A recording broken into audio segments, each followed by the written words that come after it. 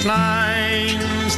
I'll remember Dublin city in the rare old times. Raised on songs and stories, heroes of renown, the passing tales and the glories that once was Dublin town. The hallowed halls and houses, the haunting children's rhymes, that once was Dublin city in the rare old times.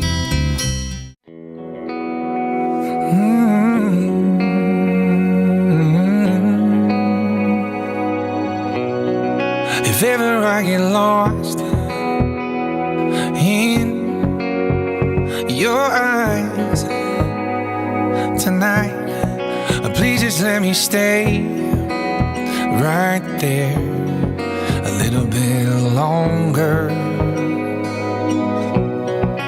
Underneath the stars, we are on fire. And I don't wanna go if you don't wanna go. We can just stay here in this minute, lose all track of time. Let the world's been on without us for a while. I'm telling you, we're just one kiss away from heaven. So baby, hold on tight, 'cause I want to get wrapped up in your love. So baby, let's just stay here tonight.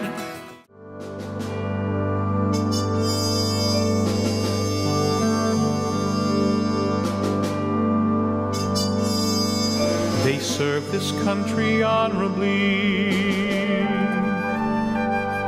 a people strong and blessed,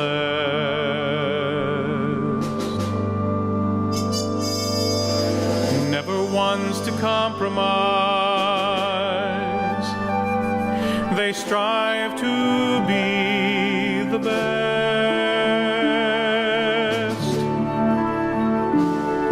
This nation is the land they love to honor and obey, qualities that make someone a hero for today. And the silent cheering of the crowd somehow tells them that we're proud. And as we bend our knees to pray, may we find a way to say thanks to a hero for today. When you stand for freedom, you sometimes stand alone, unsure, so far from home.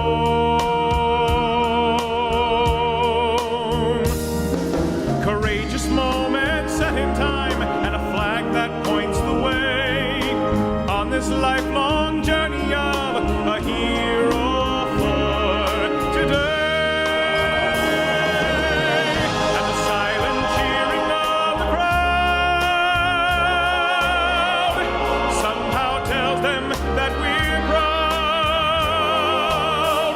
And as we bend our knees to pray, may we find a way to say thanks to a hero, thanks to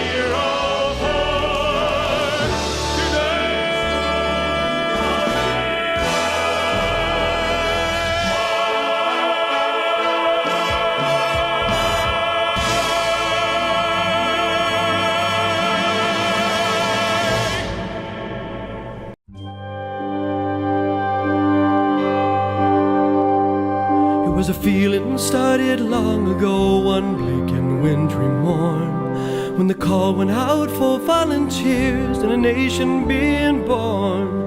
No sunshine patriot speeches, no summer soldier song, for the special ones who paid the price to keep the country strong. When we were needed, we were there.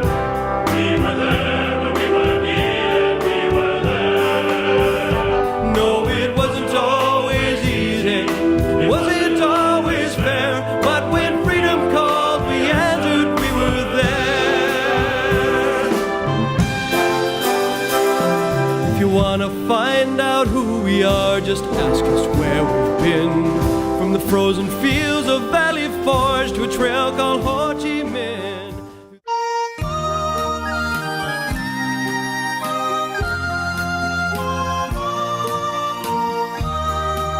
It's Niall with 1L, Christy. Yeah. Busy day. I just got caught up the whole day. We were in the museum that was opening. Did that go on for a while? Oh my God. I was wondering what the chances are of getting just one photograph in the open room before we go. Absolutely, yeah. I know, Yeah, it's no. half set up. Is that possible? Very much. No, thank you, Chris. Oh, Stand over there at the fireplace, Chris. is that you? It is. Leave the hat down. You come in a bit closer, Yeah, or yeah. you wouldn't mind again? No. Lovely. Yeah. And No. lovely.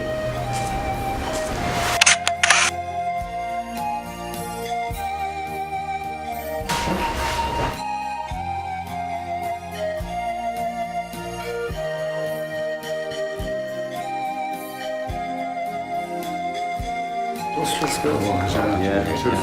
Were you? One in Cork City and one in County Cork, Upton. Oh, Upton, yeah. Oh, well, Upton's famous for other reasons, but it's not. It was, There's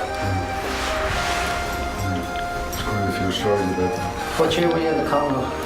61. 61, yeah.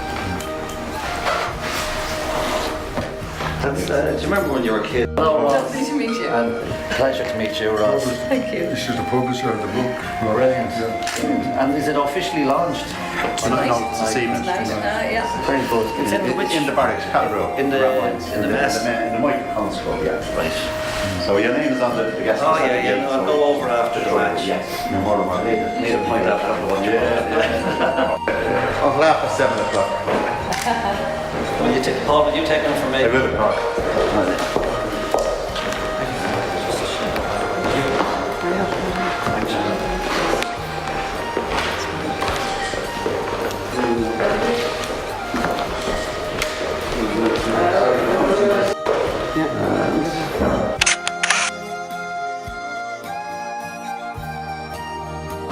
Right. There you go. Do you want to get in? Why don't you go back and Please, yeah. Can we get a group photograph? Sorry. Oh, sure, look.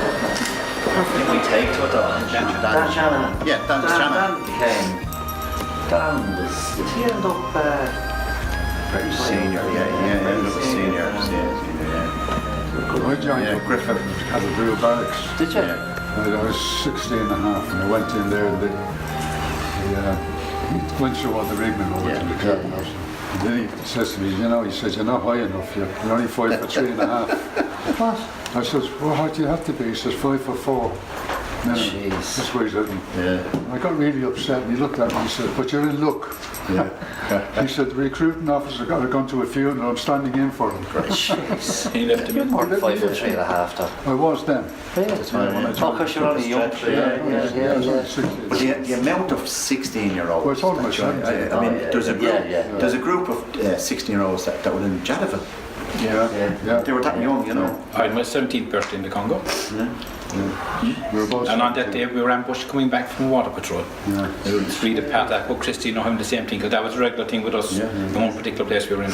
I mean, when you look at a 17-year-old today, and you say, Oh, no. you wouldn't even let them upstairs in the bus on their own, Jesus, let alone go on a Globe Master to it. Yeah. And I was in the FC at 14, Oh, very I good. was, I was in when I was 14. That's what I'm saying, Get yeah. the money for I joined 11 field engineers first. All right, right. And then I finished there and I gave her a break for a while. I was playing football and then I went back and joined 20 battalion.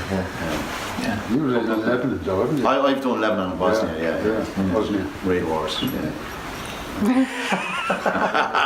He didn't hear It that. was a nasty war. Bosnia was a joke. Very nasty. Give me Lebanon, I need I it. know all about it.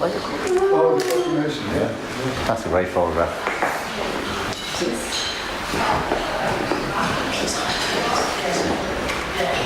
And you're allowed to smile.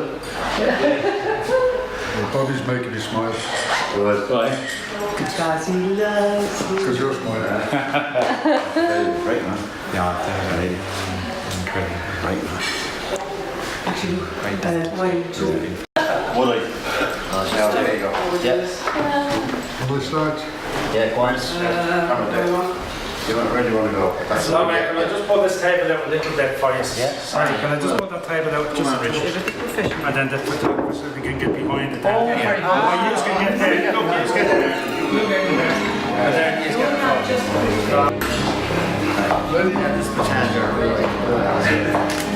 Brilliant. Any more than 2 X's and we know you're signing, so that's Just want to sign this as well.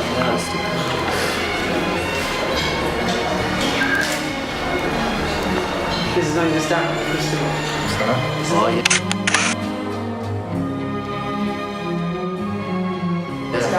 Wait till we get the copper face jacks tonight.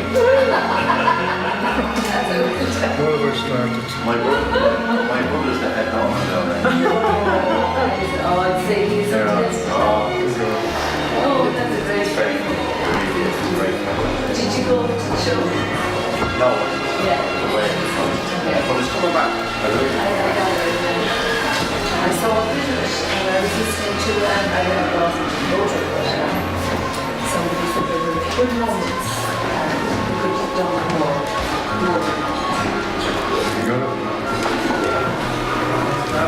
Will there be peace after this, lads? I'm ready to be. Yeah, which one is Trump? And then when I left Griffith Barracks, I went, where did you go now? Born at a very young age. Now, just one, now, Christy, that's a little just a piece about the matching house. Okay. But I'd also like to give you this, in case I don't make you see, just an ordinary scroll. And just, that's Christy planning on the occasion of the launch of your book, You Okay, Christy.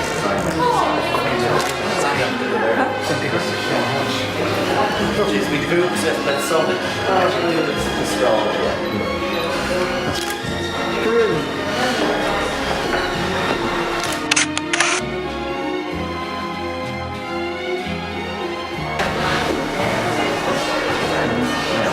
Just in case I don't need it, it's not that I looked at it. I know. Do you know that pose? I also know. It should be all free drink and you never know what happened. Ignore them, we'll fill it full of fruit.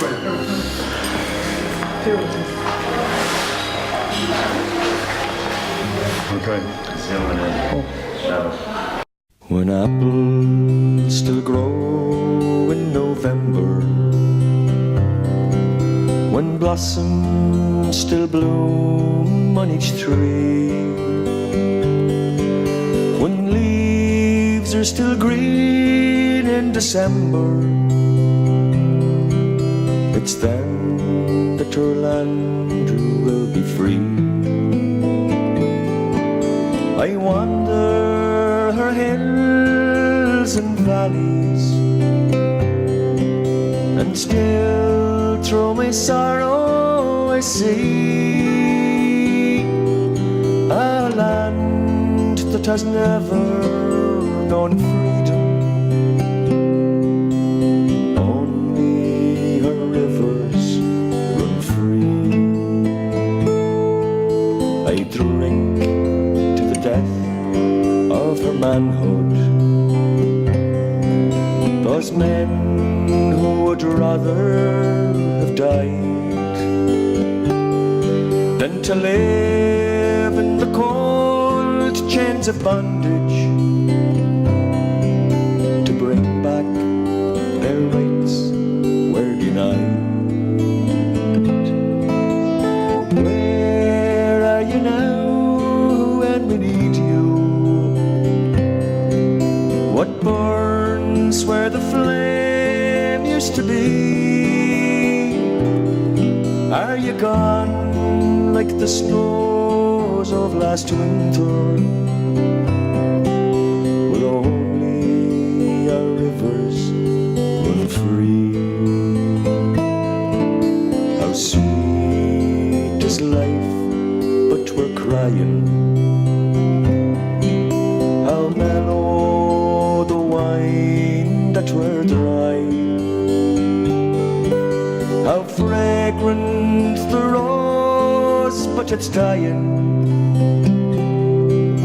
How gentle the wind, but it sighs. What good is in youth when it's aging? What joy is in eyes that can see? When there's sorrow in sunshine and flowers, and only our rivers run free.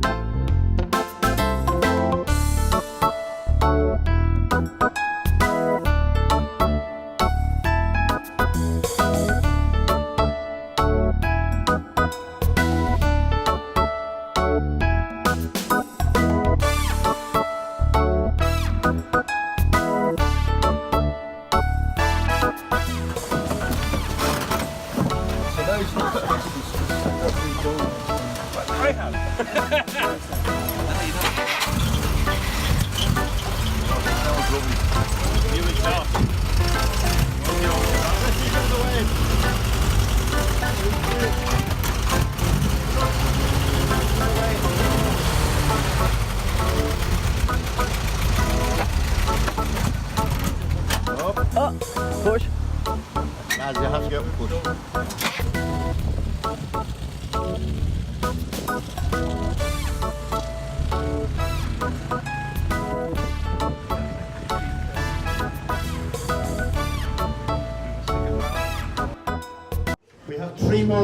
we're going to sign, and then we're going to stop and we'll do the launch, and then we'll return to signing and whatever else we're going to do afterwards. Okay, so about less than 5 minutes. Christy's a good scribbler, and then we'll get going. Thank you.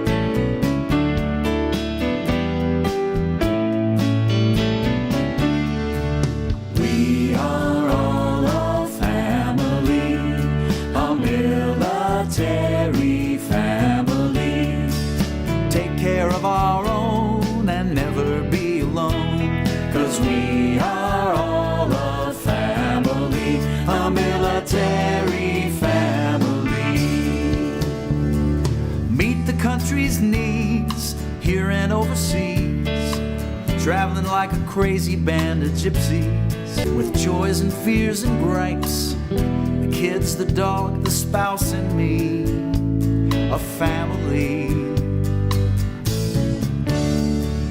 We are all a family, a military family. Take care of our own and never be alone, 'cause we are all a family, a military family. Good evening, ladies and gentlemen. For the duration of the launch and the fact that we're on meagre sound system, if I could have the best of order and we get through this, and then we'll return to the book signing for Christy. On behalf of the 2nd Infantry Battalion Association, I'd like to welcome you here to the Michael Collins Club. I'd also like to especially welcome the members of A Company 58 Battalion, United Nations Interim Force in Lebanon, my colleagues whom we served with overseas 32 years ago, 1986. You're welcome, lads. We're launching the Christy Fleming book, You OK, Christy? This is a heart-wrenching, lyrical and gripping read in the surreal yet true story of Christy Fleming growing up in the 50s and 60s in Dublin. His army life at home and in the Congo, and afterwards trying to make a life in the UK. I'm going to call on Murish Dabara to officially launch the book. Murish served in the 4th Infantry Group with Christie in 1961. Murish.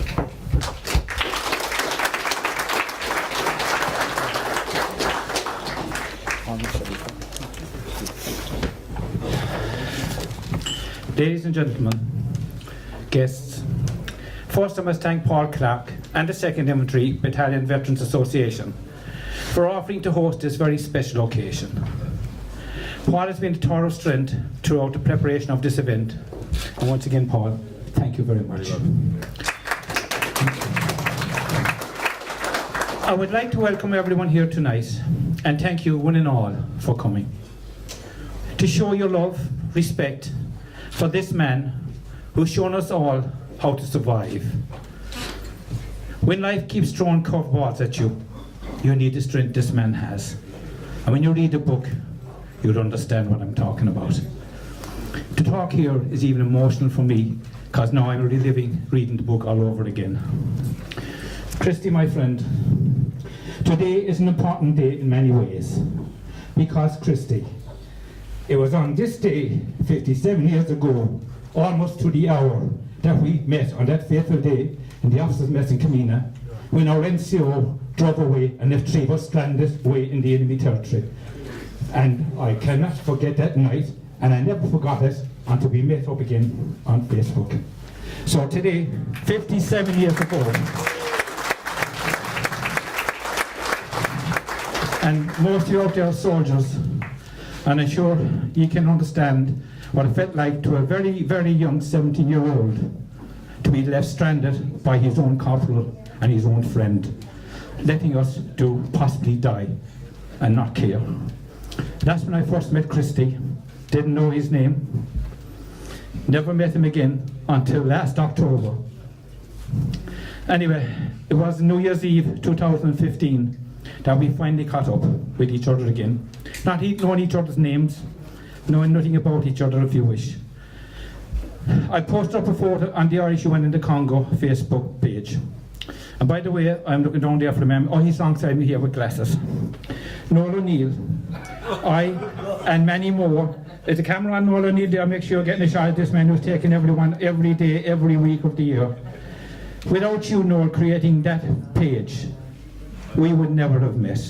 We would not have had this night here. And so you might realise how important to us that you set that page up, but it was. And I know Christy and many more feel that. Whoops. But maybe a lot of other fellas might think something different. I'm not sure. Anyway, I'll go on and get away from Noel because Noel, no wonder the mic broke. Anyway, the man Christy Fleming, the man Christy Fleming said he had been in that building also. As our online conversation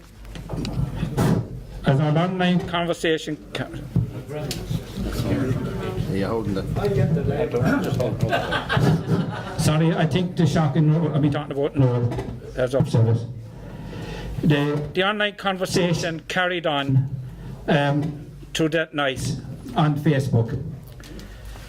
Even if slowly, as the old fingers don't work so well these years, we talk to one another in Messenger. You don't need it. You don't need it. As we swap messages right through from one to the other, we began to realise that who we were. Even as I'm talking to you now, the hair just, you know the way the hair stands in the back of your neck when something unusual happens? I don't know if it was happening to Christy, but it's definitely happening to me. The hair's in my hand. I wanted to run upstairs and wake Esther and tell her, this is the man I wanted to meet.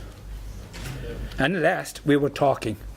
The first time we ever talked to each other, because I have to say, I didn't want to say it out publicly, but that night Christy was a little bit not aware of what was going on, because he had a couple of Simbas. But it was not totally, that wasn't the fault, which we found out after. Also, which you're reading the book, not long prior to that, he had an accident in the truck.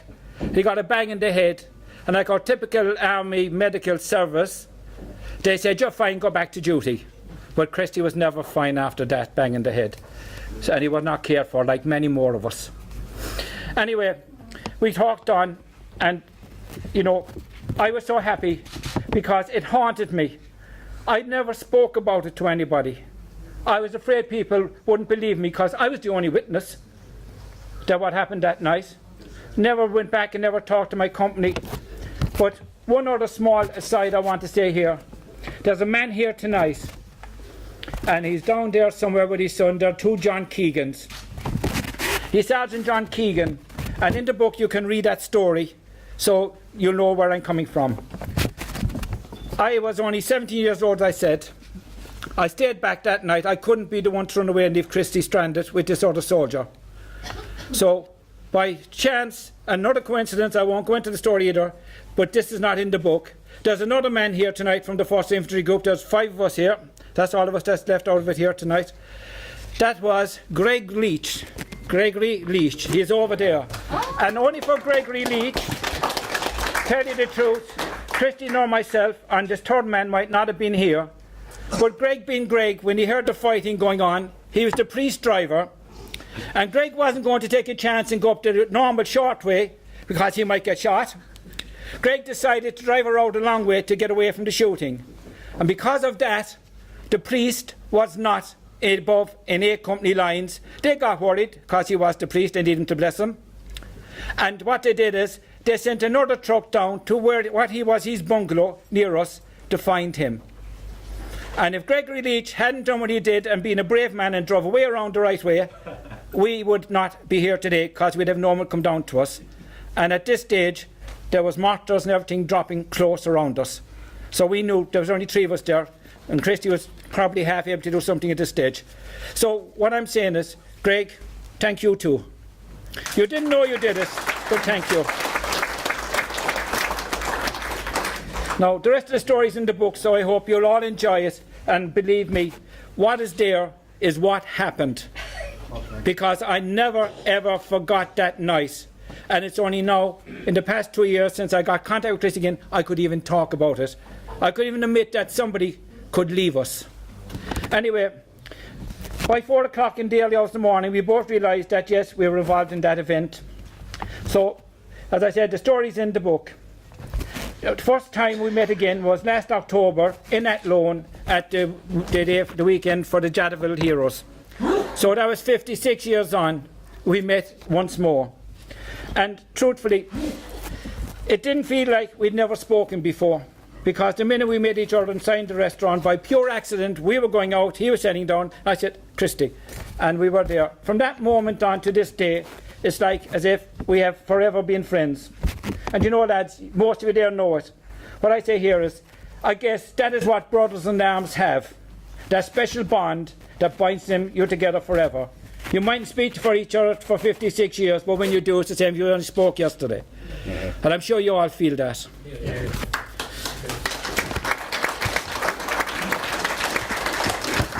Over the past years, I learned more about Christy's life and everything that he went through, both good and bad. I knew that he had put pen to paper. I knew that he needed to put pen to paper and tell the world just how you must fight on and survive no matter what is thrown at you.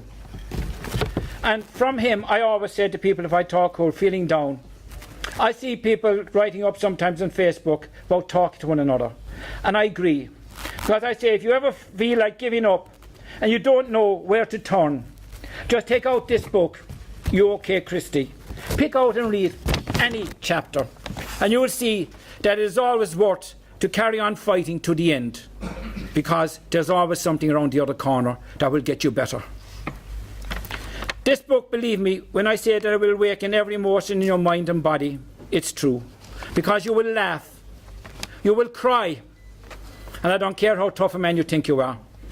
You will be enraged at the so-called human beings. You will hate them. And I know 1-2 people I got to read it, an 82-year-old woman. She wanted to just go out and beat them up, she said after reading this.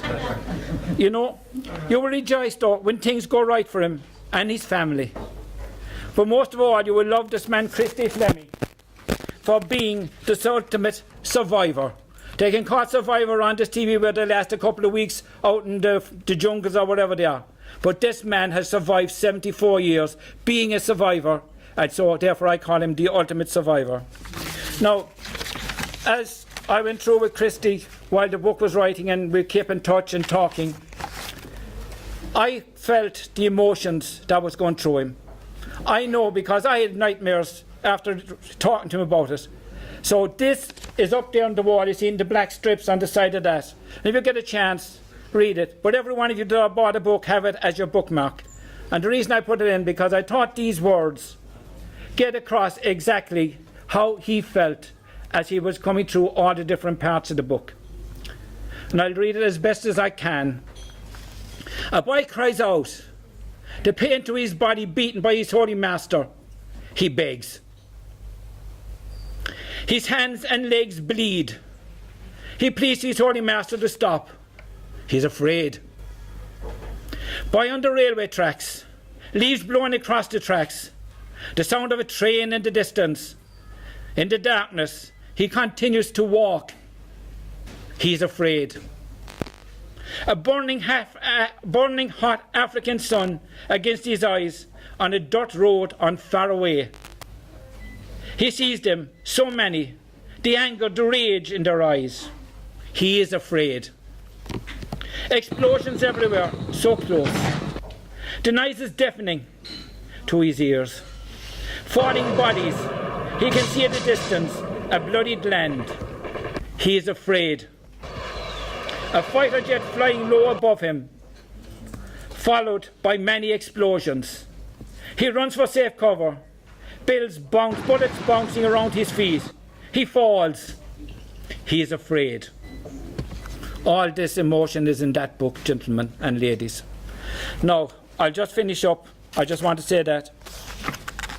Christy, your family all over there, it's so good to see them. I met a few in Jatterville. To see you all here supporting him. I hope when you read this and you see it, I know you'll always be proud of him, but I know that extra little tuck will be in your hearts, and you say, why did we not know? Because we never told you. No one ever knew. So it's not any of your faults. Maybe it's that of our own. But I'm so proud of all of you, as I'm as proud of Christy. Friends and comrades, I want to thank you all for showing Christy and his family just how much we respect and love him. He has to be one of the most liked person on Facebook in our particular pages. By coming here tonight, a lot of you have travelled a good journey from London, from Castlebar, Mullingar, and actually even Cork. That is another First Infantryman, Garrod Bouquet, or Gary Drum as we would call him normally, came up here from Cork himself. I want to thank each and every one of you for showing him the respect and the love that he deserves. It is with great pride and humility, really honest to goodness humility, that I have the greatest of pleasure announcing to the world that OK Christie is launched and available to read. Please tell all your friends about it, and let us have another film, a better film than even the Jatterville film could have been, because there's so much in this book that has to be told. Ladies and gentlemen, thank you all very, very much for putting up with me.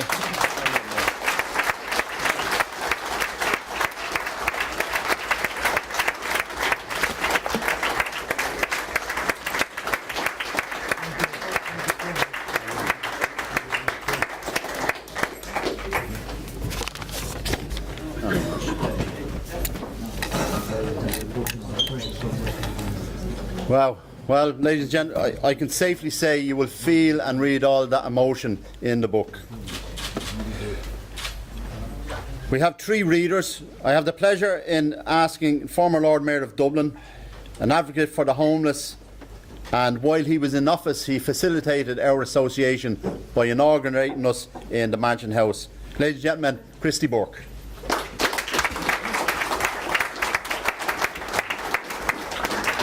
Gurmargud Paul, Green Lewis Jakarja, Falcher Ogre, agus Gurmargud Christor for inviting me along here tonight. After reading the book and listening to Christy's former comrade reading out some passages and outlining the book, I'm just going to speak in general what I think of the book. and what I think of Christy, who I never met in my life, although when I read the book, I felt I knew him. I think it's a great honour to be invited here tonight as a Dublin City Councillor and former Ardéire of Ballaclia to come along and say a few words, and particularly to launch and honour a man of Christy Fleming's calibre. What struck me mostly about the book, and there's many chapters that you feel you're there with him in it, but what struck me was that despite the fact he was persecuted and abused by the state in industrial schools, sentenced to an industrial school by the state, and on his 16th birthday, on release, he went and joined the army, and that tells me how much humility was in the man, that he went to protect citizens of the state for the state, despite the fact of what he had been through. And for that, Christy, I applaud you, because it takes a lot to do that.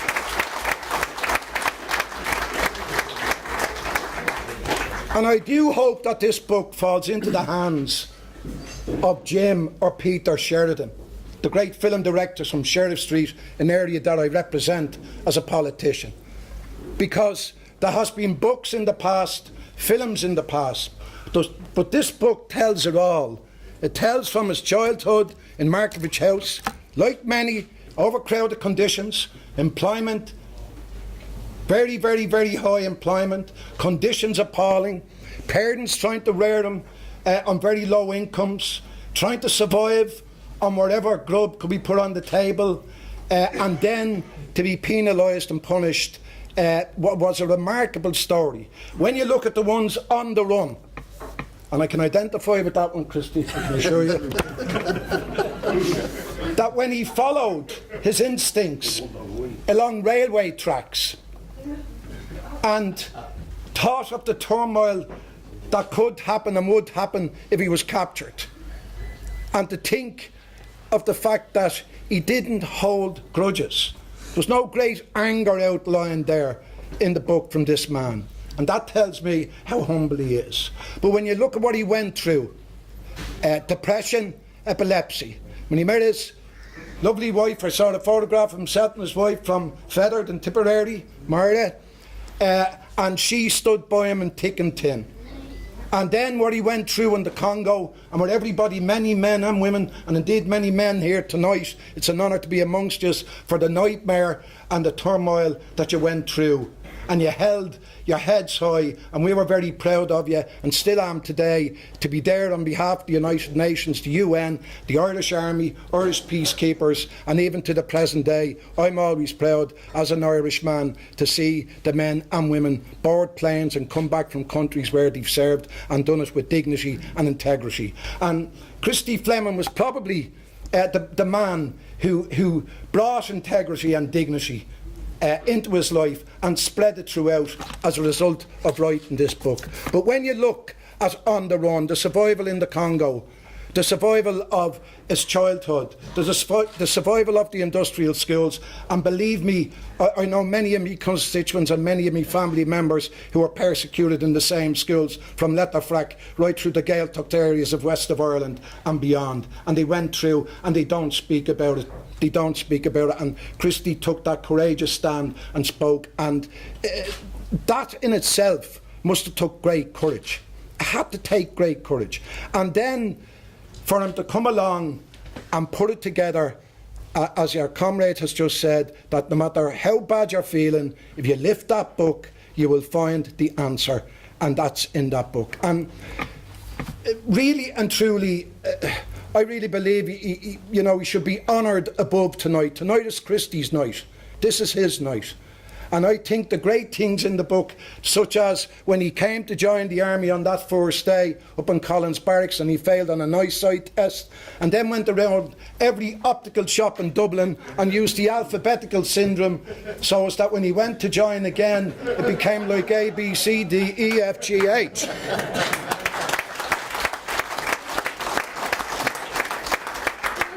And gets through that with flying colours, and then to be told listen, Christy, I have a bit of bad news for you. You're a half an inch too small. And then the reply, obviously on his character and on his face, the sergeant saw the disappointment and said, the good news is the permanent recruiting sergeant is out sick. I'm only standing in, so I'm going to let you go through. And I'm sure that must have been a great sigh of relief, Christy. Absolutely. So, look, I'm not going to waffle on as a politician because it's Christy's night and he belongs here. He deserves every minute and every inch of this. And all of you here tonight that travel the length and breadth of the country and further afield, it's an honour and a privilege to be amongst them. But I really mean it when I say that I hope Jim Sheridan gets his hands on it. I'd certainly bring it to his attention, and to put it into action is another thing, because that needs to be out there, given the fact of what's being reported today from the days of the industrial school, from the days of the Congo, from young men and women that are in colleges today who may not know anything about Irish peacekeepers in the Congo. That's our history, and that needs to be put out there. That should not be hidden or pushed away. It should be out there in the education curriculum, as much as about the history of the state of politicians from De Valera, Michael Collins, Cathal Brugha and so on. The Christy Flemings need to be in that calibre, and I would ask everybody here tonight, everybody, if they've any contacts within the film industry, Stephen Reyes, Jim Sheridan, Peter Sheridan, all of them, Liam Neeson, people have contacts with them, do that, pass it on. But again, Paul, Guramila Margud, Macara, August Christor Macara, Guramila Mahagud, and yourselves, have a nice night, enjoy the evening. It's an honour for me as a local politician in the city of Dublin to be invited along here. Guramila Mahagud, the Carja, August Thank you very much.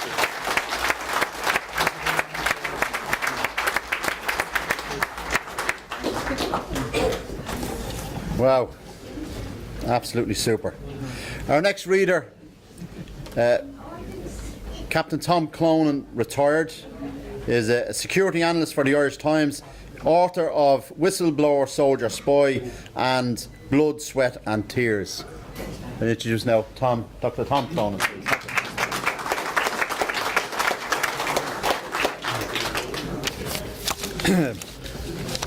Good evening, and thanks very much for inviting me, and I really appreciate the invitation from Paul to read Christie's book. It's an amazing book, and like our previous speakers, I'd encourage anybody to sit down with it, because once you start you won't be able to stop. And I love the subtitle on it, Memoirs of a Survivor, because if ever there was an example of what life throws at you, everybody in this room, we all know, some of us have been around the block a few times. Life comes knocking on your door eventually, and it's not what happens to you, it's how you respond to it.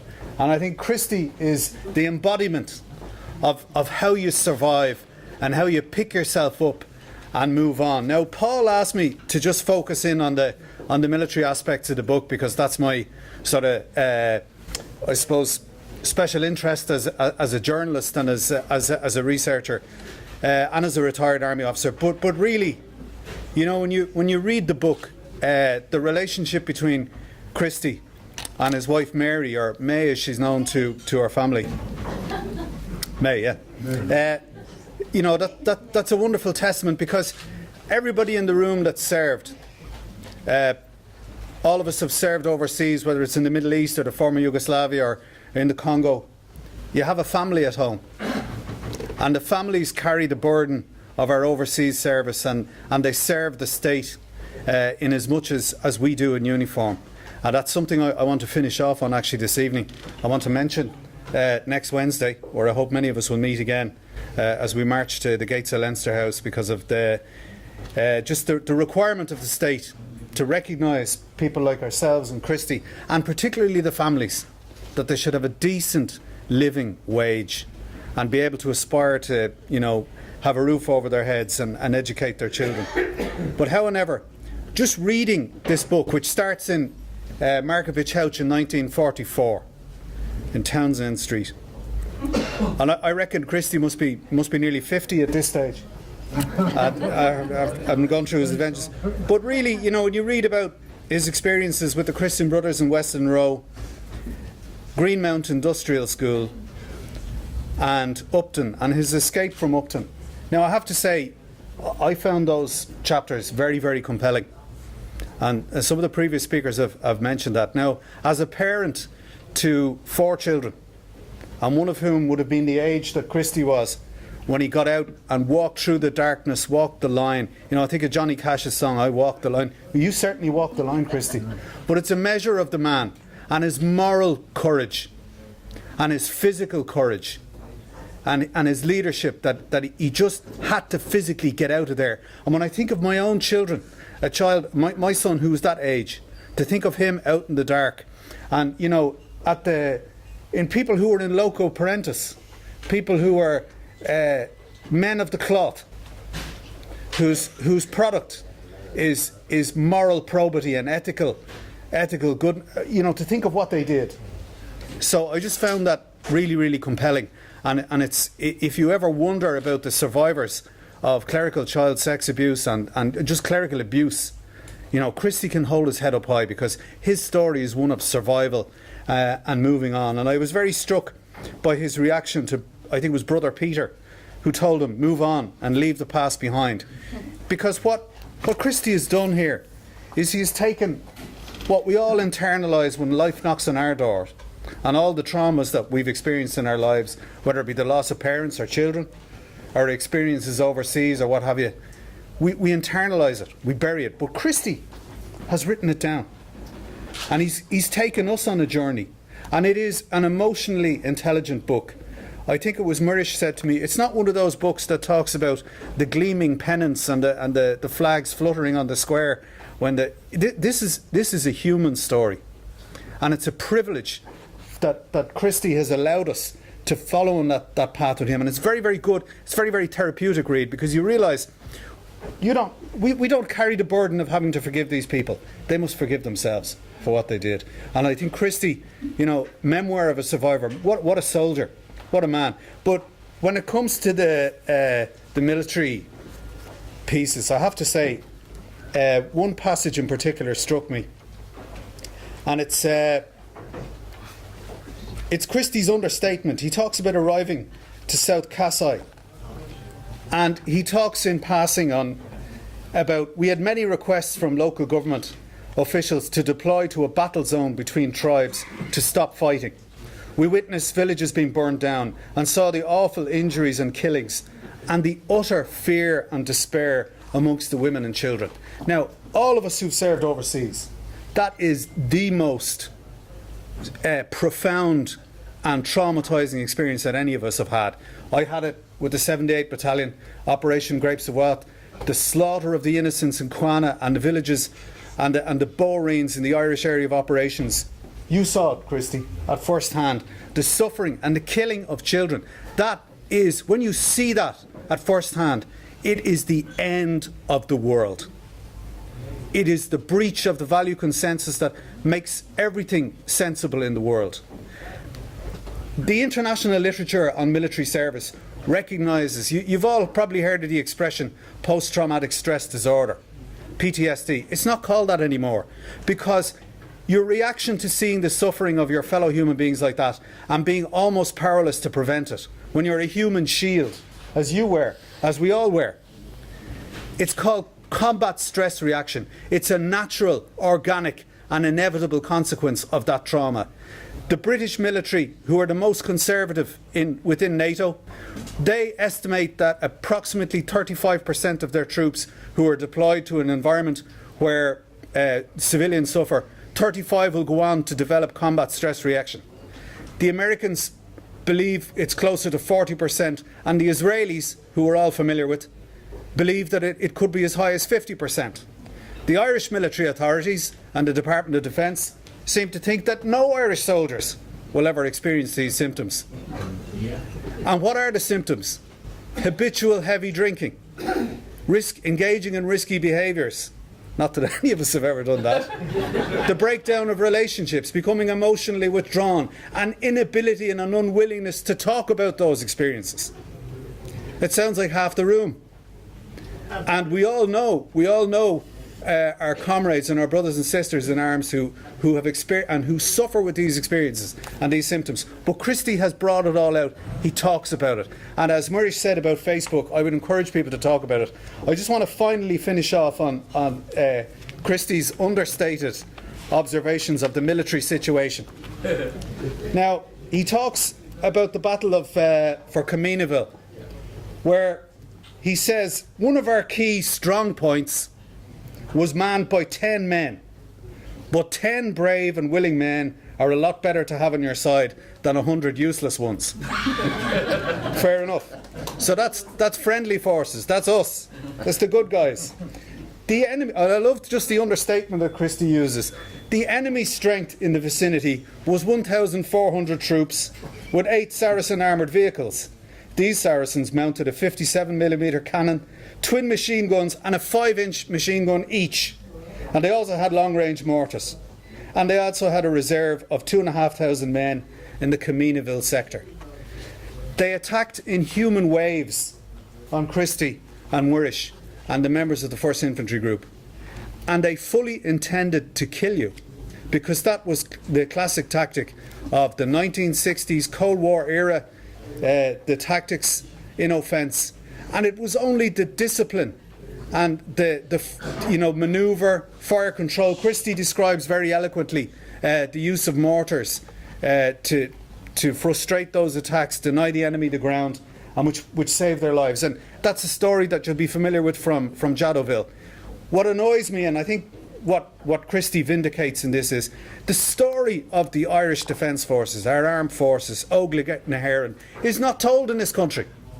Irish people are blissfully unaware of our experiences in the field, our experiences overseas, and it's great to see, and as Christy Burke said, these should be brought to the screen and should be communicated, because it's the families and our greater family, our brothers and sisters in uniform who are down in the Mediterranean as we speak, pulling men, women and children out of the water.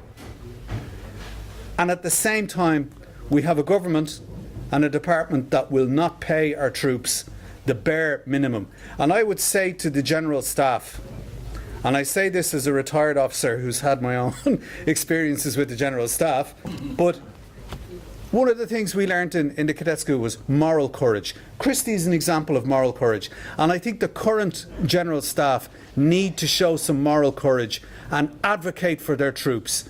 That's their primary mission. That's not something that should be left to the representative associations. It's not something that should be left to Noel O'Callaghan and Paul and ourselves. We'll all be there next Wednesday.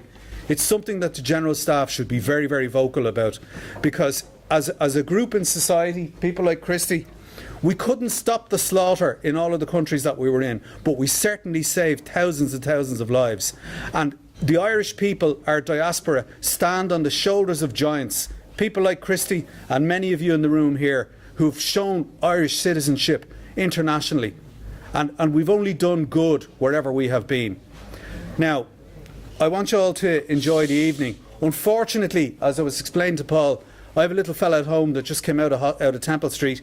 He's just out of intensive care, and I have to go immediately to get back to him. But enjoy the evening, and those of you that I can't stay for a drink with tonight, I'll see you next Wednesday, and we'll go for a pint after our parade to Leinster House. And I want to congratulate Christie on an extraordinary book, and it's a great read. Sit down with it. Once you start, you won't stop.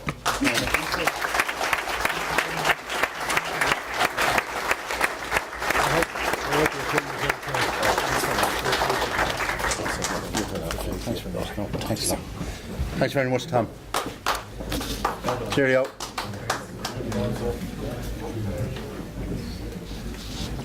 The next reader, and we're nearly finished, gentlemen, and we'll continue on with the rest of the night. I know the sound is a bit dodgy down the back, 1 or 2 points.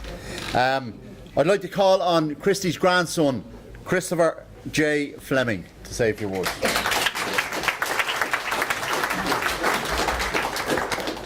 I'm sorry, I don't really have a speech prepared, but I do want to say how proud I am of my nan and granddad, the people that fought with my granddad in the Congo, and the whole Fleming family, really. When you read this book, you sort of see how much of a hardship they went through.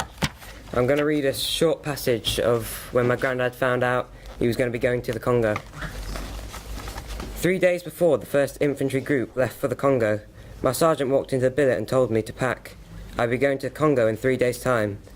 It appears one of the lads cracked off sick, and I was selected to replace him. Even though she wasn't happy about it, my mum agreed to sign the form allowing the army to post me overseas. She knew I was happy as a soldier, and I think she always felt guilty about my detention in the industrial schools. She had no need to feel guilty, as I never blamed her.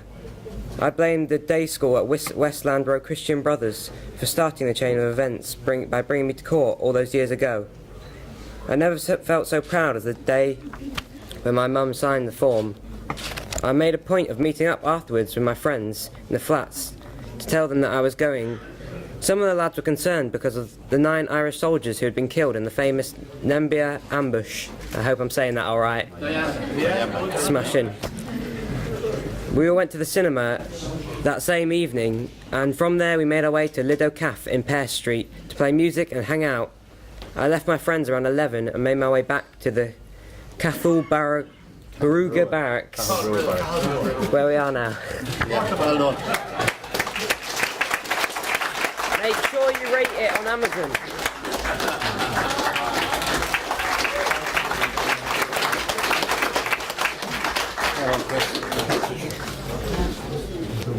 Our last reader, before Christy, our penultimate reader, is an editor, author, publisher, owner and editor of On Stream Publications Limited, also a columnist for the Irish Examiner, a lecturer at Cork University and a broadcaster at RTE Radio. The publisher, Ros Crowley. Lovely. Thank you very much. All of the speakers tonight did a great honour, I think, to Christy, showing different aspects of their experiences in relation to Christy and the book. And I'm delighted to be here to meet all of you distinguished guests. The reason that I published this book is that Murish Dabara came to me. He said, "Would you ever read this book and tell me what you think of it? Do you think it's worth publishing?" We've had a chat with an English publisher, and the English publisher thinks that there's maybe 3 books in it because there are 3 different experiences. So I said, okay, I'll get to it sometime. I have a bit of a pile and I'll get to it. But I had a sneaky peek at it and I read the first couple of pages, and just like Tom Clonan said earlier, I couldn't put it down. There was just something about the way that Christy just communicated with the reader that grabbed me. And that's any publisher's dream, is to have a book that grabs somebody's attention and draws you into the book. I had experience with another book involved that I published about an orphanage in Cove, and I went through my terrible shock about everything at that point. And when I read Christie's one, it was even worse, because what went on there was totally unforgivable. And I was just very pleased for Christy that he was able to articulate what he went through, that he was able to bring it out, that he was no longer ashamed of it, because people often feel ashamed that it's their fault that this abuse happens and that they did something that somehow attracted the abuser to them. And of course this is totally untrue, but it's very often how people feel. Then when I read the bit about Congo, I was very interested, because when I was in school and I was about 7, I had a friend whose father was a Dr. Gibson, who was the army doctor who was in the Congo.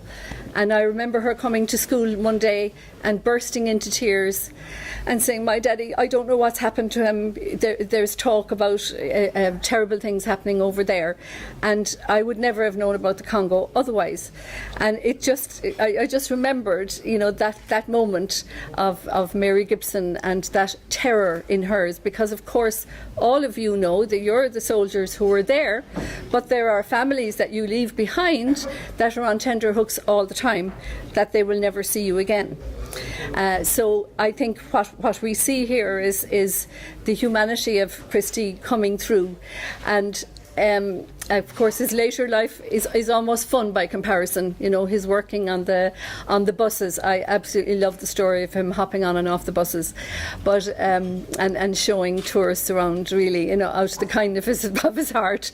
And you have to read that one as well. So it's a multi-layered book that has really provided me with great fun and amusement, and of course a lot of food for thought. I want to thank Mirish Dabara and his wife Esther. They have been behind Christy all the way along. They chose photographs. They made my life very easy by doctoring photographs, trying to make them look a bit better, because of course the photographs weren't, you know, formally taken. It's all from many of you. So I think we chose the best of them, and I really want to thank Mirish for introducing me to Christy, and Esther for backing him up so much. It's lovely to see, you know, Con, who's come all the way from New York as well, because his father was abused down in Baltimore school, which I hardly knew about, actually. So I think there'll be more stories coming through of institutional abuse, and I just think it has to be good, because there is nothing good about holding back and keeping a secret and feeling that you're alone in something. And I think it's books like this that are going to do an awful lot of good for people. It's been marvellous working with Christy. I think his humanity comes through, his kindness. He's a bit of a rascal, and that comes through too, don't you think? I think so. And I actually only met Christy today for the first time. We did a bit of Skyping with Mirish and Esther, and that was the first time that we were actually face to face. But the internet is a marvellous thing, and the script is going backwards and forwards. And I just want to say that I also feel very privileged to be here and to have been the publisher of this book. And I want to thank, as I say, Mirish for making the initial introduction, and for Christy for following through on it and allowing our relationship to develop. Tonight is the night to buy the book if you want Christy to benefit the most, because it's going into the shops, but of course everybody takes their little percentage off it. And so if you're thinking about Christmas presents for your friends and family, tonight is the night to give the most benefit to Christy. So I leave you on that commercial thought, and wish you the very best for the evening. Thank you.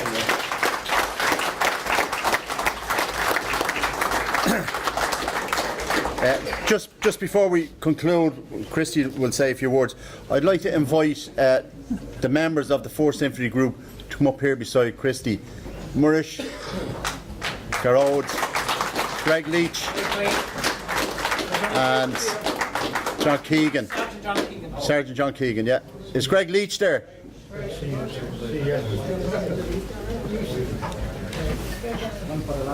Just while we're getting Greg, just to let you know, we had an audience with the Lord Mayor of Dublin today in the Mansion House, and Christy presented him with a book, and he got all the accords that we'd expect from the Lord Mayor in office, and it was a fantastic afternoon.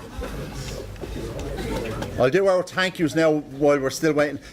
First of all, I'd like to. You all seen the Jeep when you coming in, the Jeep that was parked outside. Kieran Flynn and Finbar Rush from the Irish Military Vehicle Group. Thank you very much for bringing the vehicle in for the launch. Kieran, well done. I'd like to thank the bar staff, the mess president Noel MacDonald for the use of the hall, the battalion commander for the use of the facilities, and the cooks, Dennis and Graham for the grub. Maurice, will you come up here with Greg Leach? Yes, Greg, come on. We're waiting for John Allen. Okay. John Keegan was just outside. Just because that'll be the one photograph that will finish it off, the 5 of you together. Okay. Are you ready to say just a few words? Thank you.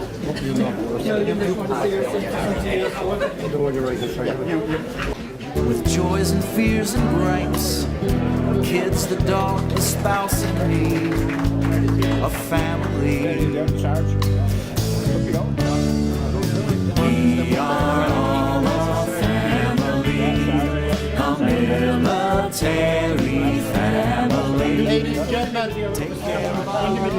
Ladies and gentlemen, Christy Fleming and the 4th Infantry Group.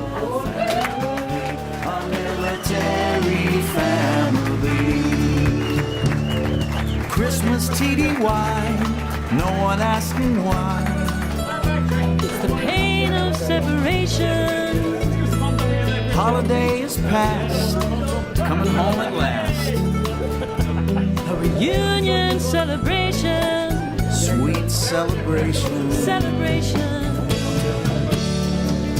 We are all a family, a military family.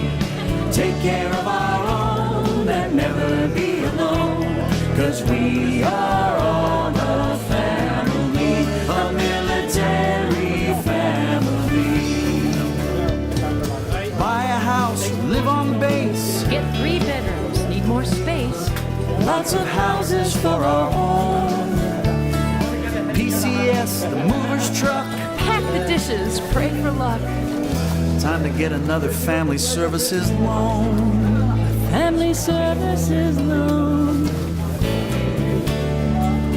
Lots of different places, lots of different faces. Ladies and gentlemen, just one last thing I'd like to say about us, the first few that went out to the Africa. This was our helmet. This was to save our heads. It was a piece of cardboard. Steel helmets did not go out there till the 36th Battalion. For the first number of us out there, they gave us a lovely helmet of cardboard, and we were to wear it to protect us from the strapping, from the jet bomber and the whole lot. That's our Irish equipment. And never be alone, 'cause we are. Right, ladies and gentlemen, just 2 minutes to hear Christy close the launch. Thank you.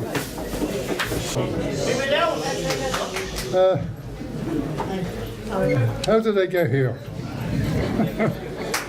I just don't know. I really don't.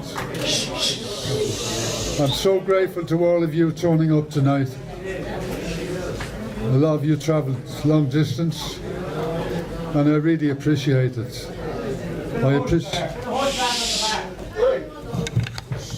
I also appreciate Paul Clark, who organised this, and Muris and his wife Esther, who helped me so much with creating the book. I can't believe it's a book. I'm absolutely astonished. I wrote a script, well, if you can call it a script, a manuscript, and it was only Muris who told me there's a book in that. So I said, go ahead, see what you can do. And he did. He got in touch with Ross, the publisher. She liked it. And Bob's your uncle. It's a book. So buy it.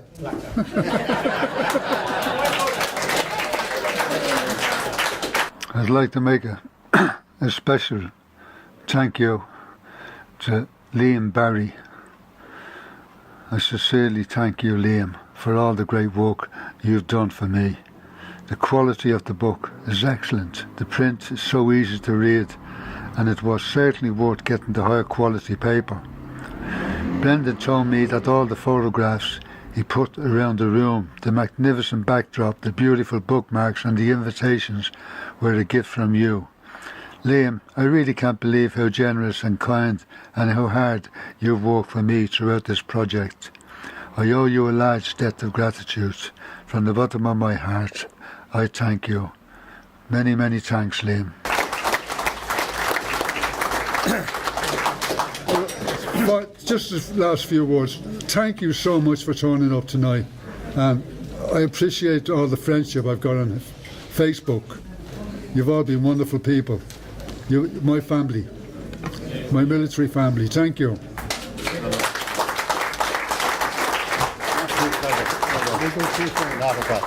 Ladies and gentlemen, the book has been launched. It's on sale. Christy is going to sit down again to sign some more books. Next step. And as I said earlier on, I would like to especially welcome A Company 58 Battalion Unifil for a little reunion here tonight. Thank you very much. Speakers then? Yeah. There you go. Take that. No. Christopher J. Fleming. Chris, listen.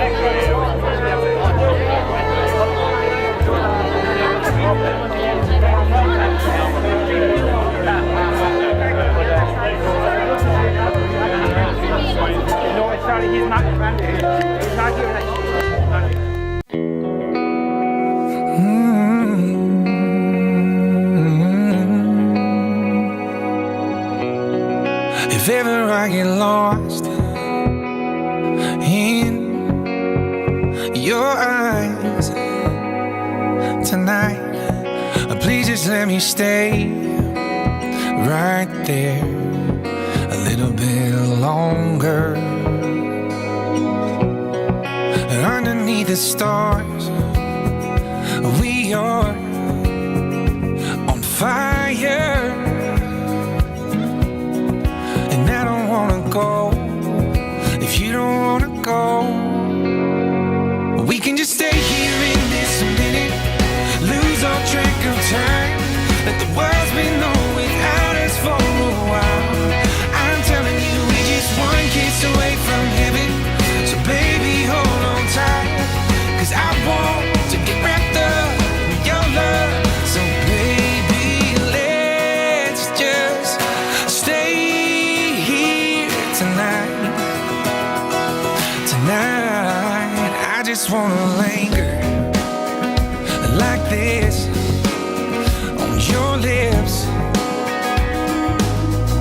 A taste of salt air on your skin, hold you in my hands. Anything and everything, you know that I'm all in. We can just stay here in this minute, lose all track of time. Let the world's been on without us for a while. I'm telling you, we're just one kiss away from heaven. So baby, hold on tight, 'cause I want to get wrapped up in your love. So baby, let's just stay here tonight. Tonight, baby, let's just stay here tonight. Tonight, tonight, tonight, yeah.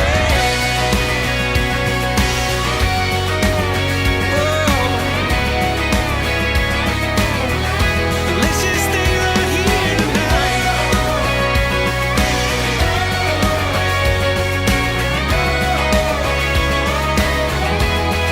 'Cause I don't wanna go if you don't wanna go.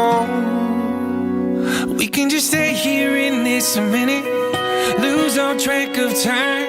Let the world's been on without us for a while. I'm telling you, we're just one kiss away from heaven.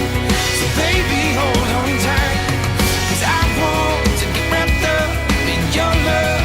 So baby, let's just stay here tonight. Tonight, baby, let's just stay here tonight. Tonight, tonight, tonight, whoa.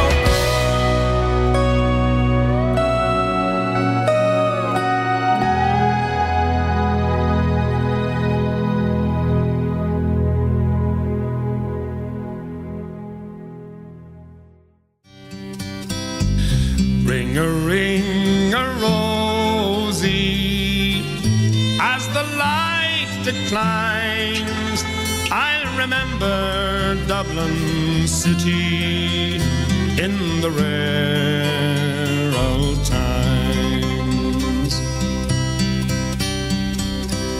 Raised on songs and stories, heroes of renown, the past tales and the glories that once was Dublin town. The hallowed halls and houses, the haunting children's rhymes, that once was Dublin city in the rare old times. Ring-a-ring-a-rosy, as the light declines, I'll remember Dublin city in the rare old times. My name it is Sean Dempsey, as Dublin as could be, born hard and late in Pimlico, in a house that ceased to be. By trade I was a cooper, lost out to redundancy, like my house that fell to progress, my trade's a memory. And I courted Peggy Dignan, as pretty as you please, a rogue and child of Mary, from the rebel liberties. I lost her to a student chap with skin as black as coal, when he took her off to Birmingham, she took away my soul. Ring-a-ring-a-rosy, as the light declines, I'll remember Dublin city in the rare old times.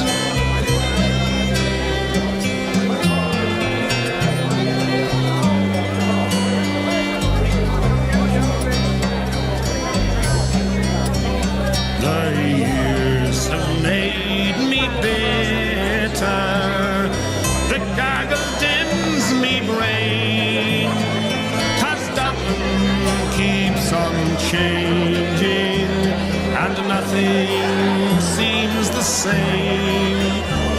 The pillar and the net have gone, the Royal long since pulled down, as the grey unyielding concrete makes a city of my town. Ring-a-ring-a-rosy, as the light declines, I'll remember Dublin city in the rare old times. Fare thee well, sweet Anna Liffey, I can no longer stay and watch the new glass cages that spring up along the quay. My mind's too full of memories, too old to hear new chimes. I'm a part of what was Dublin in the rare old times. Ring-a-ring-a-rosy, as the light declines, I'll remember Dublin city in the rare old times. Ring-a-ring-a-rosy, as the light declines, I'll remember Dublin city in the rare.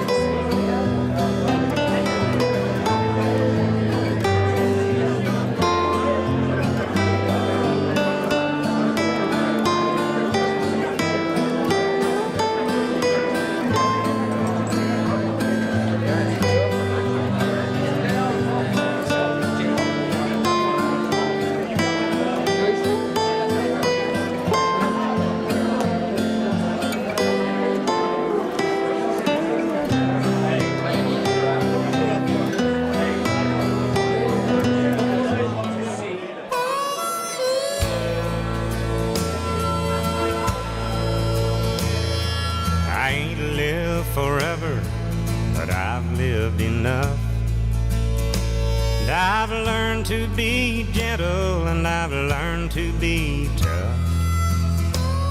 I found only two things that last till the end.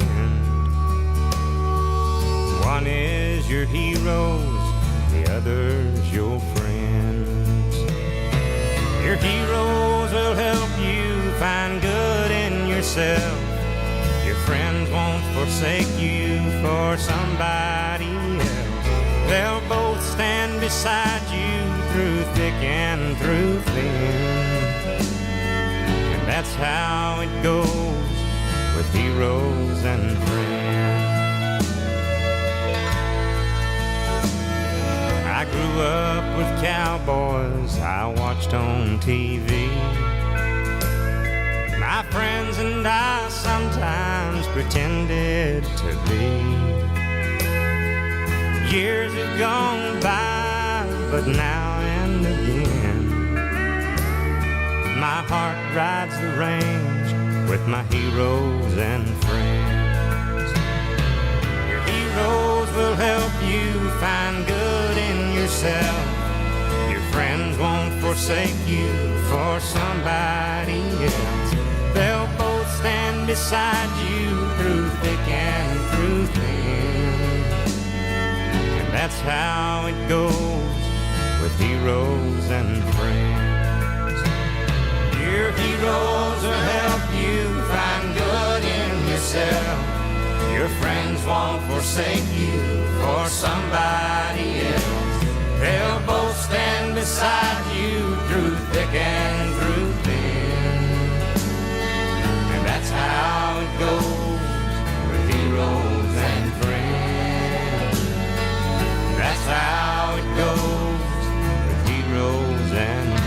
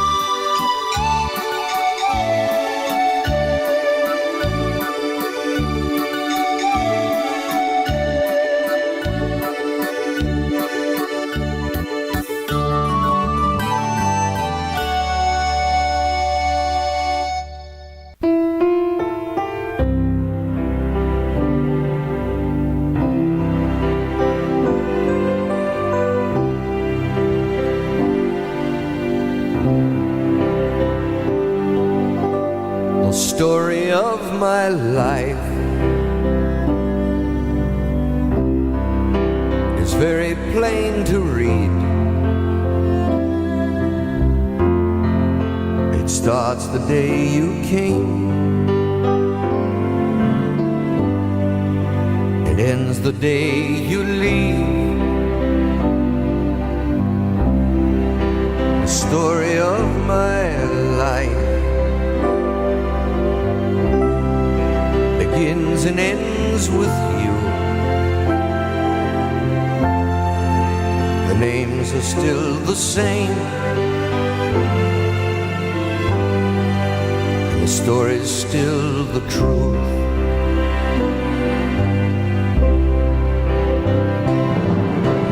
I was alone.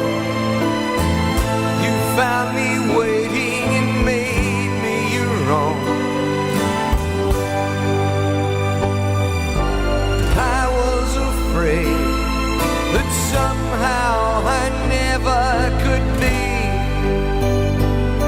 the man that you wanted of me. You're the story of my life, and every word is true. Each chapter sings your name. Each page begins with you. It's the story of our times, and never letting go. And if I die today, I wanted you to know.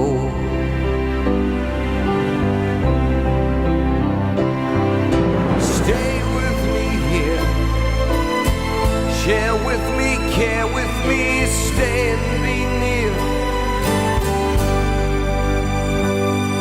And when it began, I'd lie awake every night, just knowing somewhere deep inside that our affair just might right. The story of my life, it's so very plain to read. It starts the day you came.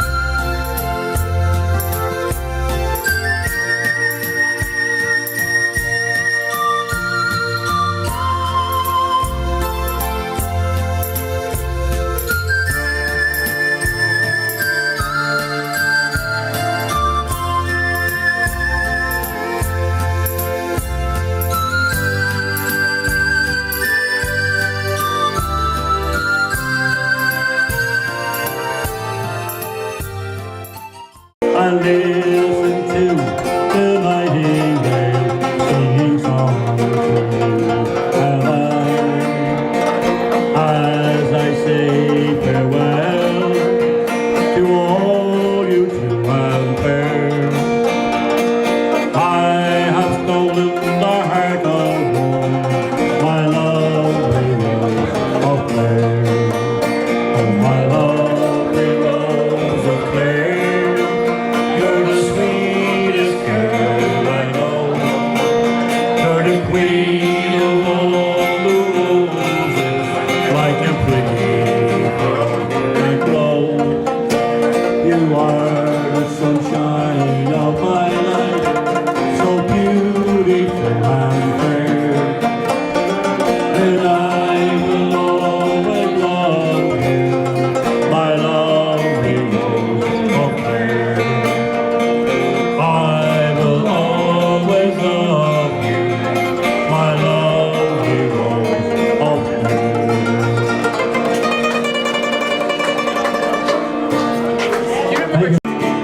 And no others arms entwined, down beside where the waters flow, down by the banks of the Ohio. Goodbye, and her down where the waters stand, and picture it, and watch the rain open up, and only say that you will be mine. With no arms entwined, down beside where the waters You're now live on Congo Facebook. down by the banks of the Ohio.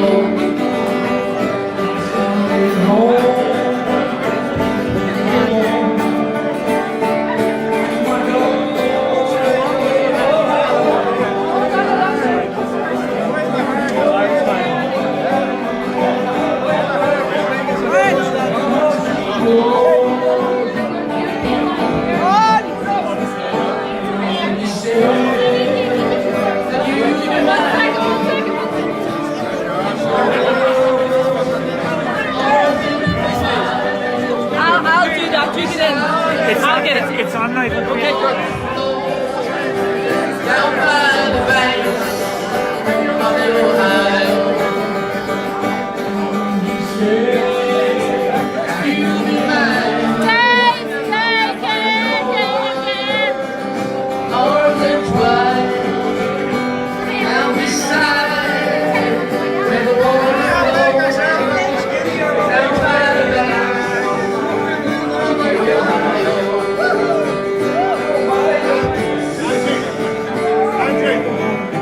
Oh yeah, one sec, one more, yeah. Ready? All coming in? Yeah.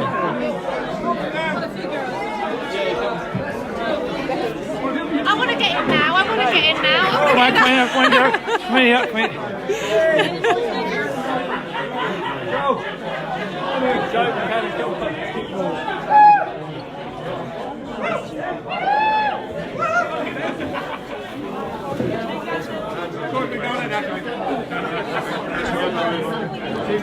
Here, you're live on you're live on Facebook there. Say hi to everyone. Hello everybody on Facebook. Hiya, I'm the guys now here. Yeah. We're very good, okay.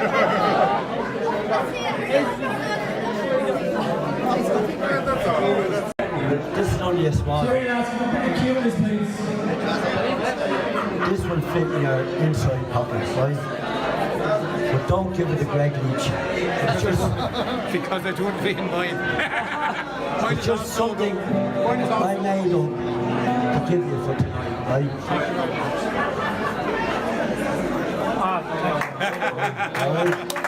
Very good, Dave.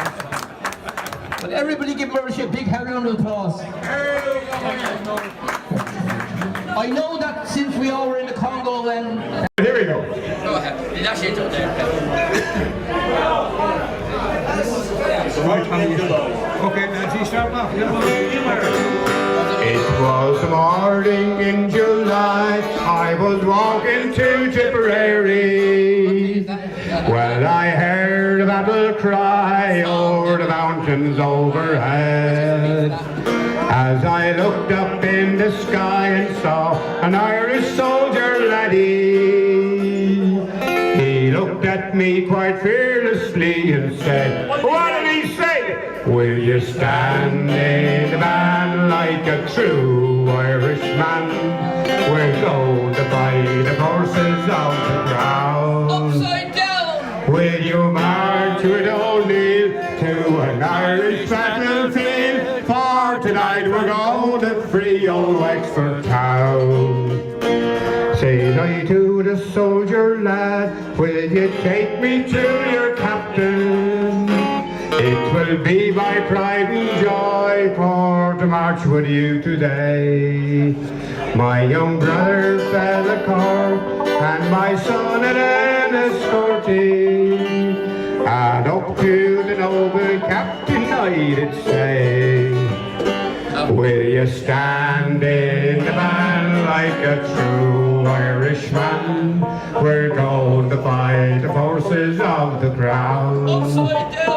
Will you march with O'Neill to an Irish battlefield? For tonight we're going to free old Wexford town. And we came marching home again in the shadow of the evening, with their banners flying low to the memory of their dead.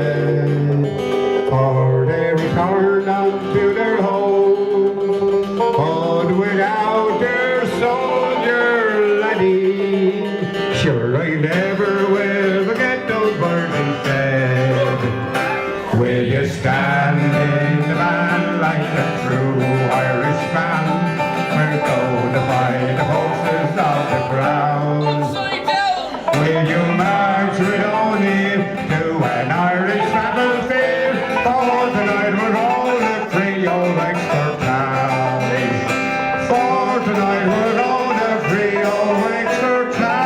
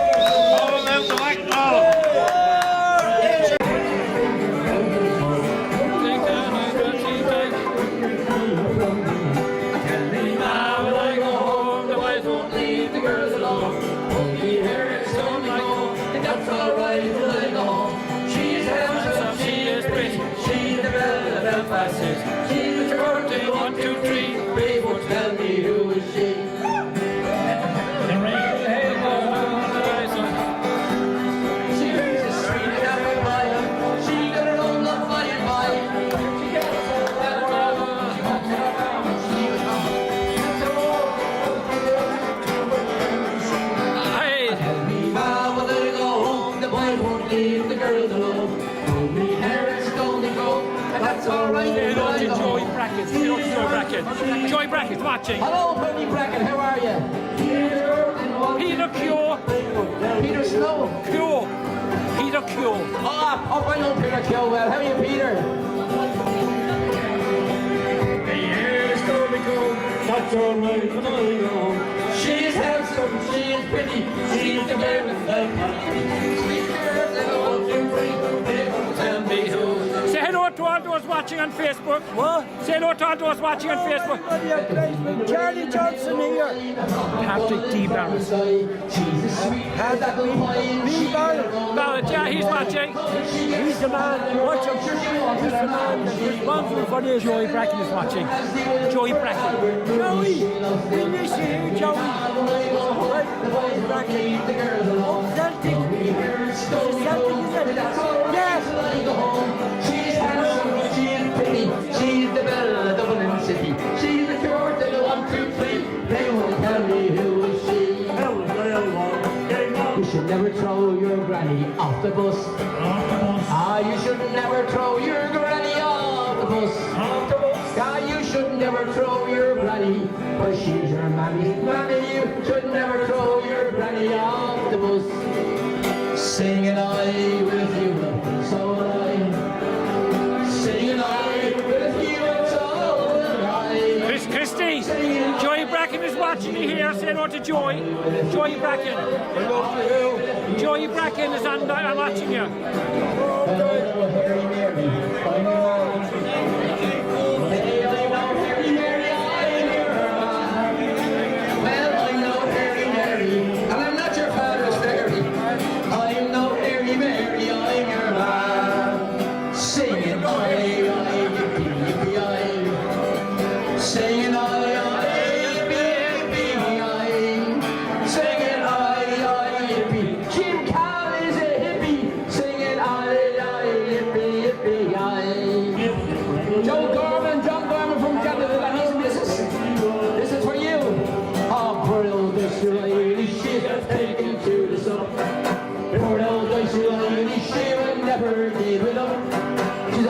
Morning to the hop, she goes in for another little drop of the heart of the road is dicey Riley.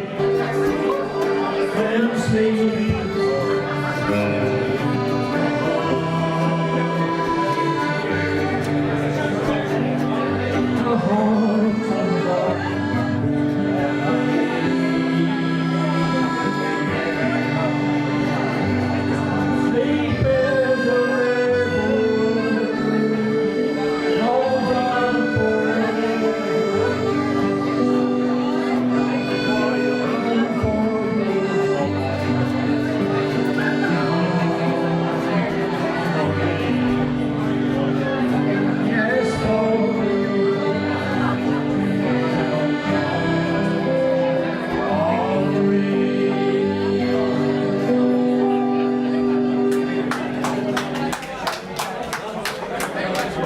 And amid all the tears, flag waving and cheers, don't forget, boys, to come home again. As well I remember that very first day that we landed in Beirut airport. The civvies looked on in quite a dismay, for our bodies were whites all over. The Christians were ready, they primed themselves well. They rained us with .5s and 120 shells, and in 3 minutes flat, 6 civvies lay dead. And I wish I was back home in Ireland.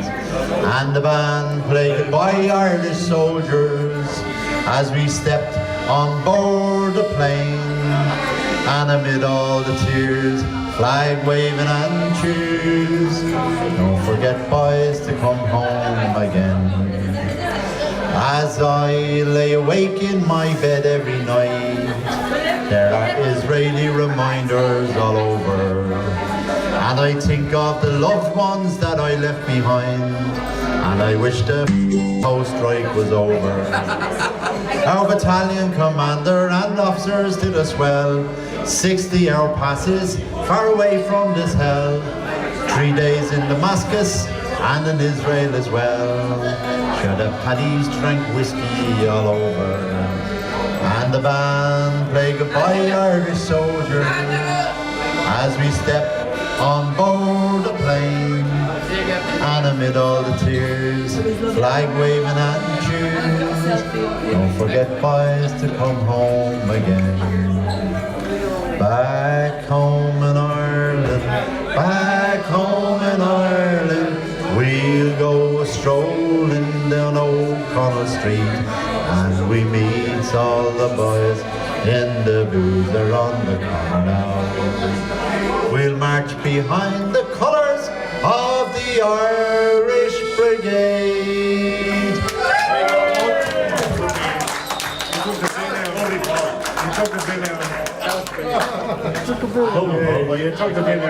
Show me.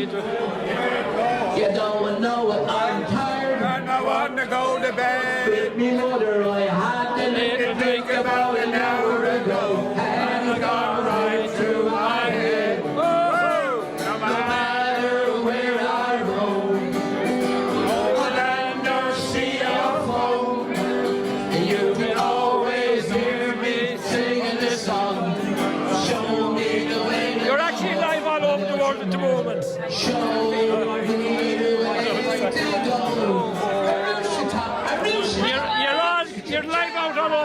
at the moment.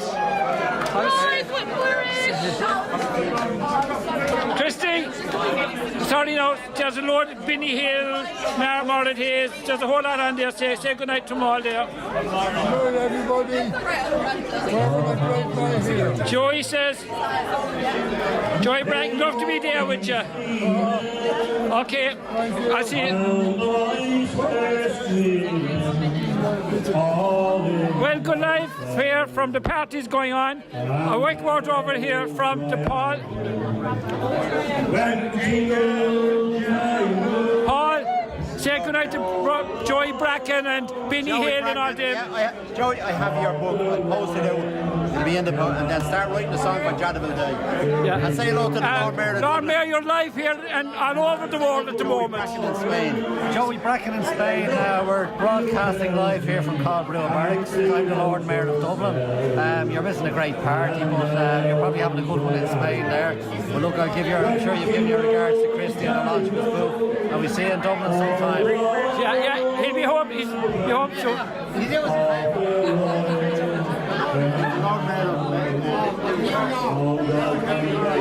Well, from here in Caldbrew Barracks to Michael Collins Hall, we're saying good night. The party will go on, and we'll talk to you later. Bye, lads. Thanks for watching in.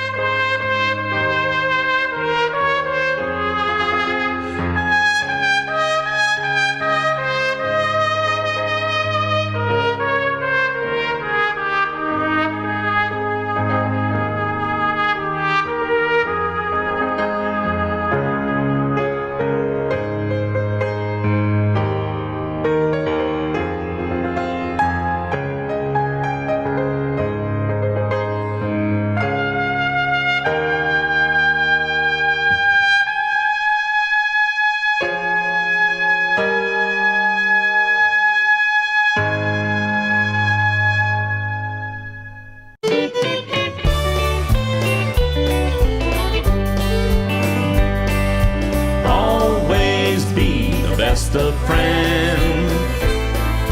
Times like these should never end. When we go away from here today, happy times or holidays, always be the best of friends. Foreign land, far off shores, always try to do one thing more. Strangers miss their newfound friend. Those precious memories will never end. So always be the best of friends. Times like these should never end. When we go away from here today, happy times or holidays, always be the best of friends.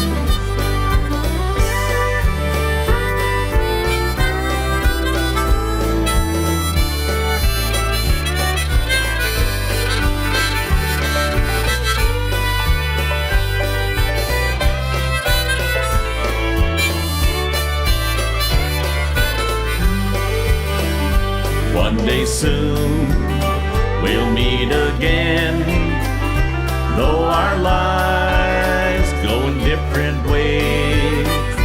I may not remember your name, but our thoughts are still the same.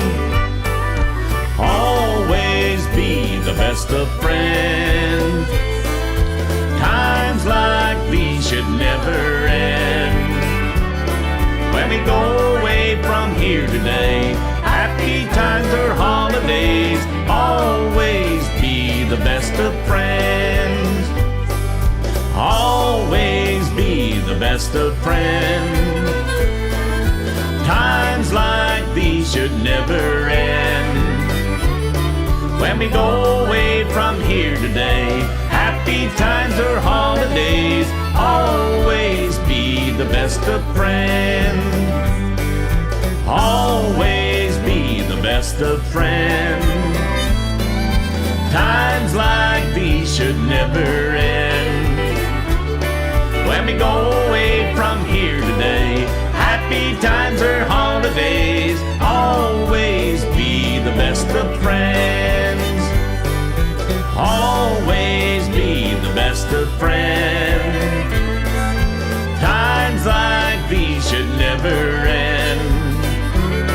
When we go away from here today, happy times or holidays, always be the best of friends. We'll always be the best of friends.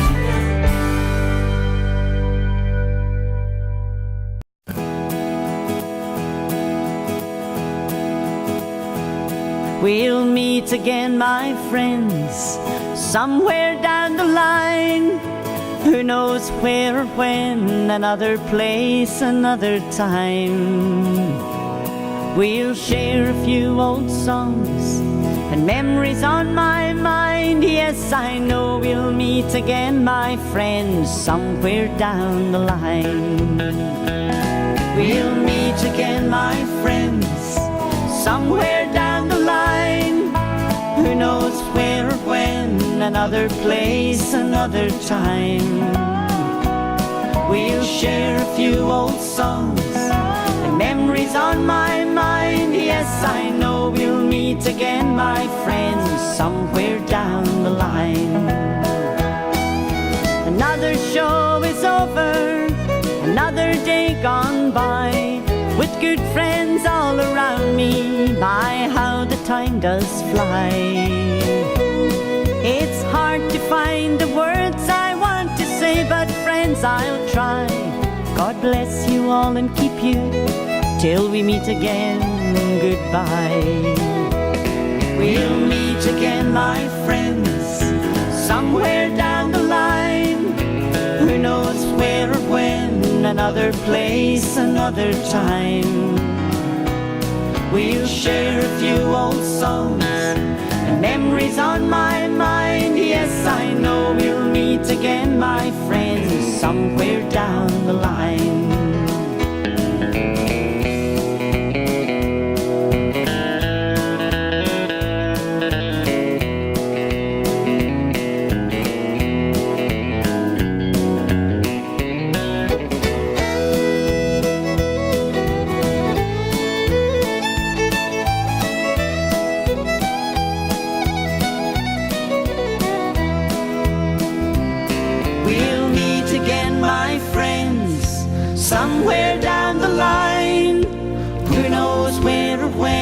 another place, another time.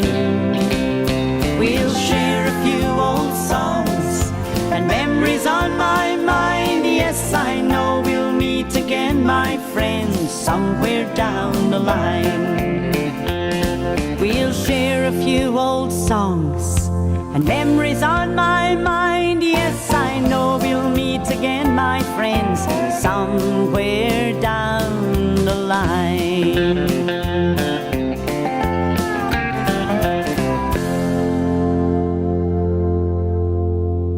Again. Well, we're finishing off here now. How have you enjoyed your night? Oh, it's been amazing, absolutely right. amazing. I'll be putting this little bit of video together later for Christy. So, what did you think, Kate? Oh, I just thought it was amazing. I'm so proud of everyone, and it's been brilliant. It's been absolutely amazing. Good. What about you, Brian? Oh, it's an incredible night. That's amazing. Proud of everyone that's helped and turned up. Do you enjoy your trips back to Ireland? I always do. You could not, could you? Good. So hopefully we'll see you maybe Jadaville Day this year again. Definitely. No. Rob, Bob. I get one of them right eventually. I'm both of those. Yeah. Well, I haven't met you before this trip, but how have you enjoyed it? I've enjoyed it very much. It's been very touching to see all my dad's friends, and see what a lovely circle of friends he has. Very touching. And your mum will be watching this. What are you going to say to her here now? So, Mum, I wish you were here because you'd be very proud of your husband. Good. We're all very proud of you as well. Thank you. Jimmy, speak to Jimmy. Well, Jimmy, isn't it? It is, Jimmy Fleming. How did you think of all your English cousins and Christy? How did you think it went? You know, I'm so proud of my uncle Christy, and I have been for many, many years. My dad used to always tell me about him, and I finally met him when I was about 14 years of age, and he told me lots of stories about the Congo and, you know, all his exploits in London as a socialist, and, you know, totally resonate with everything that he said, and, you know, and still to the day, like, you know, I love him for it. I'm so proud of him. Well done, Jimmy. Thank you very much. Thank you. Now, Sophie, first time I met you here, I might meet you again, but how did you enjoy being here with your granddad? Oh, it was absolutely amazing. It was so lovely to meet everyone. I'm so proud of him and everybody that fought with him. And it was so beautiful to see everyone together. Had a really lovely time. And you're glad you came over? I'm so glad. So worth the trip. So worth the 3 hours. Yeah, well done. You worked hard selling the books. Yeah. You did. You worked hard. I know, there was such a queue going on. Yeah, good. That's what we wanted. Yeah, exactly. Now, is it Christopher, Christy, or what do they call you? Whatever, really. What do people normally call you? Usually Chris. Chris. Well, Chris, I see you have a lovely hat. Yeah. So, having seen what your granddad did, you were very good to speak. Yeah. So, I was very how did you feel doing it? I was a bit nervous, but I'm happy I did it because I'm glad. Granddad's done so much, hasn't he? So I'm happy I got to do something. Yeah. So you're happy that you were able to take part? Yeah, I'm very happy. So hopefully we'll see you over at another event. Yeah, no, very, okay. Hopefully. Thanks, Chris. Thanks. Well, Dom, you came over here with Aaron, but you actually, am I pronouncing it wrong? I am. But you were very watching carefully, making sure she was doing the job right with the books. She did a very good job. She always does. Yeah. How have you enjoyed coming over here to this event? It's been amazing. I've learned so much about Christy and everyone else who he went to war with. It's been incredible. It really has. And to yourself, do you feel proud bringing them over here to see all this? I'm so proud. It's like ridiculously proud. I'm like beaming. But do you know what? Every time I come, I feel like I want to know more. I want to know more about all the stories, not just Granddad's story. Yeah. But yeah, I'm so proud. It's been amazing. Yeah. And the last time you hadn't read the book, this time you have, and it makes you understand more, does it? Oh gosh, yeah, like so much more. But when I went to Athlone, I was constantly like Googling and seeing. I've read so much about the Congo, and it was I feel far more informed now than I did before. So yeah. Well, hopefully we see the two of you for other events in the future as well. Definitely, yeah. Thank you very much. Thank you. Bye. Bye.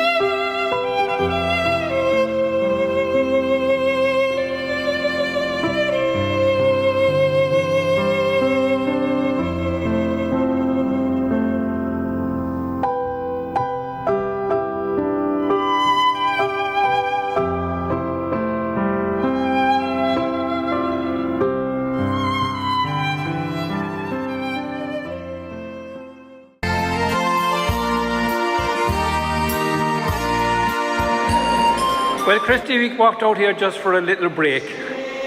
And I'd like to think, how do you think the evening went for you? Oh, just amazing. Fantastic evening. Big turnout. I kind of missed, I was hoping Patrick Cudley might be able to make it, but I wish him well. I hope he gets well soon. But the night has been amazing. So much, I just don't, I'm totally bewildered the way things went. Well, the whole day went well. You got a trip into the Lord Mayor's mansion house, and he gave you a lovely presentation. Yeah, he did, yes. He was a really nice man, the Mayor. And I got a few drinks on me, so don't take too much notice of me. You're not saying anything out of the way. And finally, when you were up there and you looked around, you saw your family came over from London with you, your Dublin family. Did. You must have felt proud yourself. Oh, so just amazing to have them there with me. I'm sure they were very proud, and I'm proud of them anyway. Yeah. You know, the fact that they've come. Last thing I'm going to say, unfortunately, May couldn't come over here, but next time hopefully. So I would like to say to her now, tell her when she's watching this, at the very end of watching your big day out. Hi May. I wish, and I really mean, I wish you were here tonight. You would have loved it, I know you would. But we will come over again, maybe soon. I hope so. I love you, love. Bye-bye. Well done, Christy. I'm proud of you. Congratulations. Thank you very much. Bye.